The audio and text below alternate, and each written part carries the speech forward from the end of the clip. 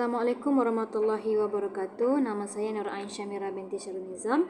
Nombor kad matrik D2023110616. Tajuk saya ialah Hikayat Pelanduk Jenaka, iaitu Tuan Syekh Alam berlawan dengan raksasa, dan pensyarah iaitu Profesor Madya Dr. Nur Azimah binti Zakaria. Hikayat Pelanduk ini merupakan sebuah prosa tradisional yang terdapat dalam buku Permata Sastra Melayu yang dikategorikan sebagai sastra tulisan. Kisah ini bertemakan cerita binatang yang mengalami masalah apabila seekor raksasa yang sering membuat kacau di rimba. Masalah ini diselesaikan oleh seekor pelanduk yang dikenali sebagai Syekh Alam di rimba.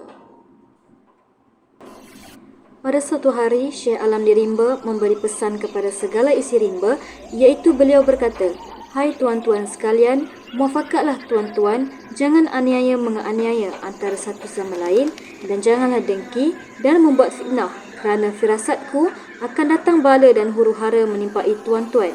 Jikalau ada sesuatu perkara berlaku atas tuan-tuan, hendaklah segera beritahu hamba.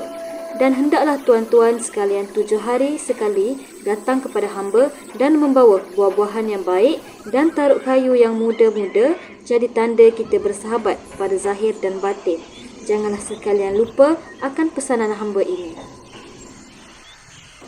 Pada suatu hari, segala penghuni rimba berkumpul di Sungai Tinam untuk mencari ikan dan bekerjasama mengumpul ikan untuk bekalan makanan mereka.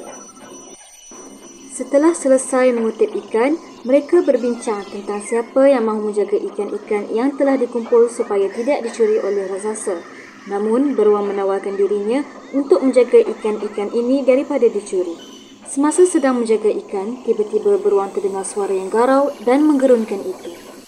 Apabila ia toleh ke belakang, dia melihat raksasa yang berbulu dan bermata merah itu mendekatinya dan ikan-ikan itu. Raksasa tersebut meminta sang beruang untuk memberikannya ikan-ikan tersebut. "Hai beruang, bolehkah kau memberikan aku ikan ini?" Sang beruang terkejut lalu memberikan semua ikan tersebut kepada raksasa dan berlari lintang pukang. Sang beruang memberitahu tentang kejadian yang berlaku kepada rakan-rakannya bahawa dia sedikit lagi mahu dimakan oleh raksasa yang jahanam itu. "Janganlah banyak kata tuan-tuan, aku sedikit lagi mahu dimakan oleh raksasa itu. Lemah sangat tuan hamba ini sehingga tiada yang dapat melawan raksasa itu. Biarlah aku menjaga dan melawan raksasa itu." Lalu si badak yang angkuh itu menawarkan dirinya untuk menjaga ikan-ikan tersebut dan akan berlawan dengan raksasa tersebut sehingga raksasa itu mati. Lalu mereka pun kembali ke Sungai Tinam untuk menangkap ikan. Sang badak pun menjaga ikan-ikan itu dengan berhati-hati. Sedang menjaga, dia terdengar suara yang begitu menggerunkan yang tidak pernah didengar. Apabila dia toleh, dia terlihat raksasa yang begitu besar badannya, bermata merah dan bermuka hodoh itu memintanya untuk berikan ikan-ikan itu kepadanya. "Hai badak, bolehkah kau memberikan aku ikan-ikan ini?" Sang badak yang angkuh itu terus berlari dengan tidak tahu hala tuju dan melanggar segala pokok-pokok di hutan sehingga badannya terluka dan berdarah. Rakan-rakannya pulang membawa ikan dan melihat sang badak tiada dan ikan-ikan itu habis dimakan oleh raksasa itu. Lalu sang harimau mencari sang badak dengan melalui pokok-pokok yang telah tumbang dan rosak itu. Sang harimau menjumpai sang badak dan mendapati badannya luka-luka dan berdarah. Sang badak berbohong dengan memberitahu bahawa badannya luka dan berdarah kerana berlawan dengan raksasa itu. Segala isi rimba membuat keputusan untuk berjumpa dengan Syekh Alam di rimba untuk menyelesaikan masalah ini. Setelah berjumpa dengan Syekh Alam di rimba, Syekh Alam di rimba meminta untuk mereka mengumpulkan ikan yang banyak dan rotan untuk membuat simpai sebagai umpan raksasa. Dan bersembunyilah kalian. Namun apabila mendengar suara tertitik, kemarilah hamba-hamba semua dengan segera.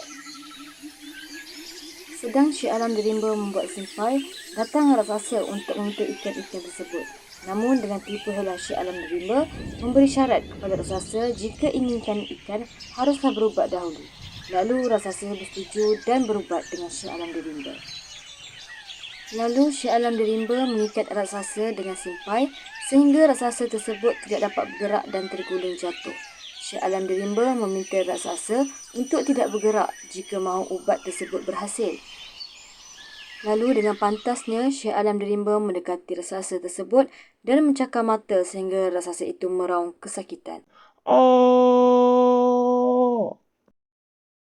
Maka segala isi rimba yang bersembunyi itu keluar berlari dan menuju ke raksasa itu dan membunuh raksasa itu sehingga mati. Ambil kau jahanam, pergi mati kau. Setelah kematian raksasa itu, seluruh isi rimba berterima kasih kepada Tuan Syekh Alam Dirimba dan segala isi rimba kembali hidup dengan tenang dan aman damai.